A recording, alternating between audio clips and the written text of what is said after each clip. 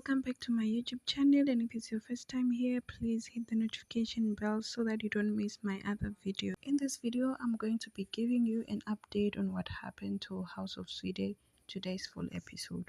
Quickly, let me give you a recap on what happened the previous episode. Soka wafunela umzala wakhe umsebenzi lapha eCarwash. Umzala yena emsebenzini beyaphuza utshwala, and hayi umphathi wafika nemoto amcela ukuthi amwashele yona, and after umzala washayisa imoto ka-boss yakhe. Now he blames uSoga ukuthi uyena owamfunela lo msebenzi yena angawufuni. Manje uMusa unesikhwele sokuthi umzala wakhe une-degree ye-accounting and yena akanalutho.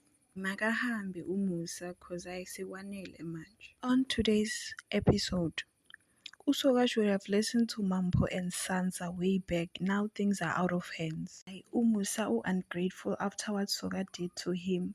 Beafanele athi thank you mzala. Una yena usamthanda uNeo. Just that unelento le ithi akamnikezi i-chance because he might had her again. Futhi unesikhwelo sokuthi uPalesa it's all over Neo.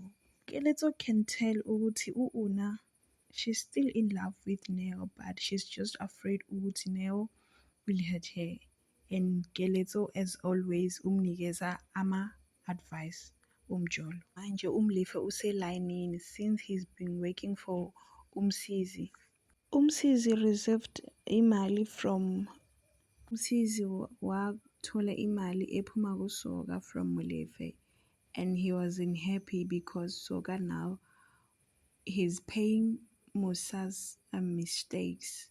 Musa yena ayikhokhelele, but uSoga because he's having a good heart wampatalela amaphutha wakhe. Kune-tension phakathi kwa-Ike and Maria. UMaria wafika athola uDorothy no-Ike bakhuluma, and hayi yena wafika wasicocela no-Dorothy, and from there uDorothy wamtshela wathi hayi ingane yakhe izobe ithena 1. Ralisfofu sa Jericho nakabona gore there's a tension between Ike and Maria. Tata was having lunch and Una wafika. They started talking about party ye baba nayo, and Una wasn't part of that party. Throughout their conversation, Una lento le kade imkhathaza was that uPalesa was all over uNeo, and you can see through her eye ukuthi unesikhwelo kodwa akazibonisi ukuthi unesikhwelo. Musa left Soga's house without informing her.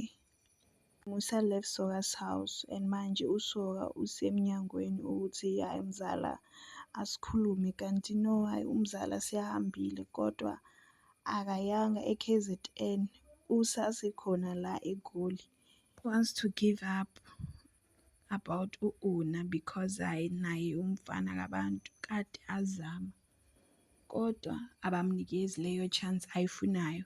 But Tato, as a good friend, wam-advisa ukuthi he must not because Neo wahethu Una way back, and it's not that easy ukuthi Una amtruste back. Maria uyamthanda Ike kodwa ama-actions wakhe ayamlimaza, and Ike ufuna ukuthi Maria naye bazane kangcono, and Ike yena ucabanga ukuthi uzoba abetreya umfazi wakhe uRhea.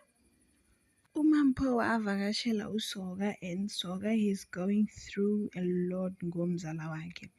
He asked uMampho ukuthi ufuna ukuba alone kodwa uyabonga because she came to see him. Maria is surprised of what Ike is telling her, and Ike is asking Maria if she's okay with them keeping their relationship a secret. Keletso interrupted Ike and Maria's moment.